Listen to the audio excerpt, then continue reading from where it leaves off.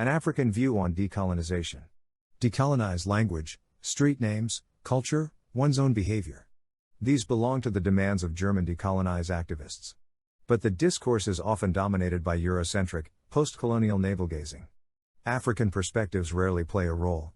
Dr. Lina Zedriga Waru, 60, an African politician experienced in anti-colonial struggles, has surprising answers to questions about racism, identity, discrimination and justice. Dr. Lina Zedriga, you are wearing a dress with African embroidery. May I, a white European woman, wear it too? I also show myself as a strong African woman through my clothes. And if you, as a white person, go along with that and feel comfortable with it, that's perfectly fine. As a judicial officer in court in the former British colony of Uganda, I had to wear a black suit. We were supposed to look like the British. Miriam Bloch, Uganda's ambassador to the EU, is a white woman, and she dresses African with pride. Many of my students, who come from the US, Canada, Europe, also love to dress in an African way. Everyone should decide that for themselves. Some Western activists would call that cultural appropriation and say that the culture of other countries is being stolen. Why should anyone have the right to attack you for what you wear and how you look? I don't find that acceptable. White men and women are criticized for braiding their hair into cornrows or braids. Who comes up with such ideas? The decolonized scene. Of course, the decolonized scene has the right to be critical. But equally, everyone should have the right to freely decide on their hairstyle. Some African women straighten their hair and bleach their skin because they might find it beautiful. Political correctness should not restrict personal freedom. Africa's largest lake is called Lake Victoria, after the British Queen. Is there talk about changing the name? Yes, absolutely. But we tend to discuss far more absurd stories. Take John Hanning Speke, a Briton who declared that he discovered the sources of the Nile in 1857. People have lived on the Nile for thousands of years. And then a Briton comes along and discovers the Nile Springs. That's worth a debate. To this day, nonsense like that is in the textbooks. Laughs. And? Are there any renamings, for example of streets? In many African countries, including Uganda, a way is being sought to find local names. But the current names also tell of people who, positively or negatively, have influenced the realities of the continent and Uganda. Much more important, however, is the land question. 9,000 square miles of Ugandan land still belong to the British Crown, 1/10 of Uganda. The difficult structures of land ownership inherited from colonial times still hamper Uganda today. Does the public in Uganda debate such issues? The history books say that Europeans found us Africans naked, afraid, wild. We have been given a fixed interpretative grid, a framing. This includes honoring and celebrating our discoverers, naming schools after them. Therefore, the answer is no. I have never known people to discuss such things. Maybe a few academics, isolated cases. How can we succeed in decolonizing society? What must be done? Defining one's own identity, especially on a personal and family level, because the imposed colonial structure and our culture differ greatly, especially with regard to the definition of family and marriage. In colonial times, it was said African marriage is not a real marriage. The only real one was the one made by a British judge. We have to deconstruct that. The colonial definition of marriage is, one man and one woman unite, all others are irrelevant. But in African culture, the two clans join. Two families become one. That is a big difference. Lina Zedriga Waru was born on September 8, 1961 in Arua in northern Uganda. After her education at a missionary school, she took degrees in law, peace and conflict studies and teaches at Victoria Makerere University in Uganda.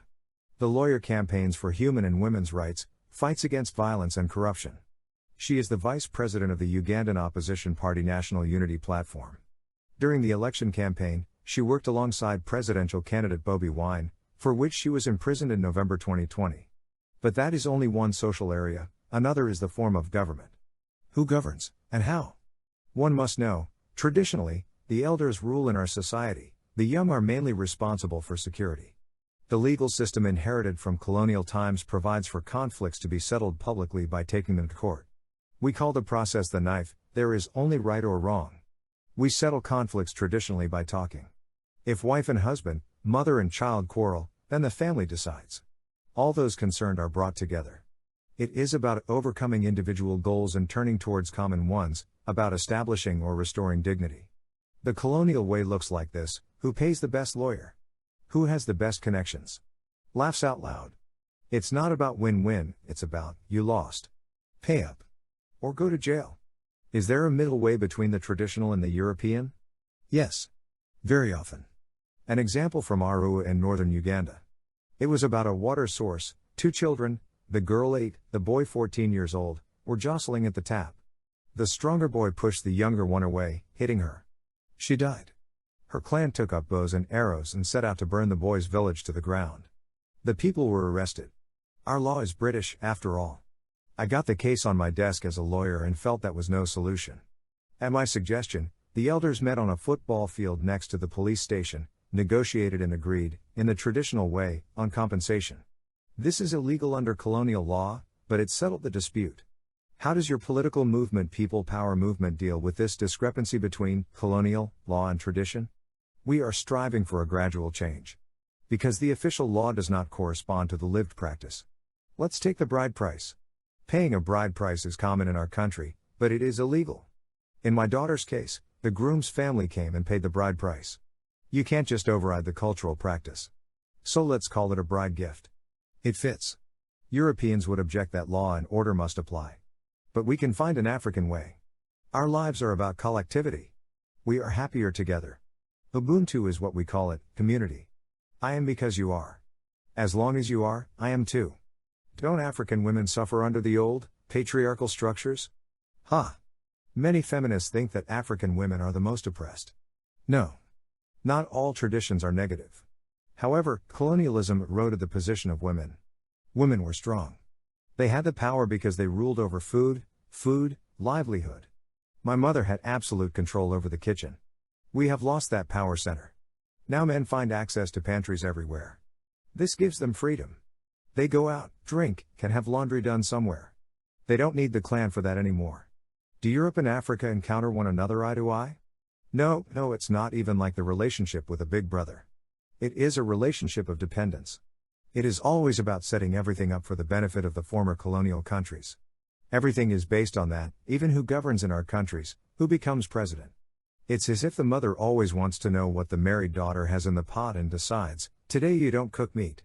This has a very negative effect on the democratic process.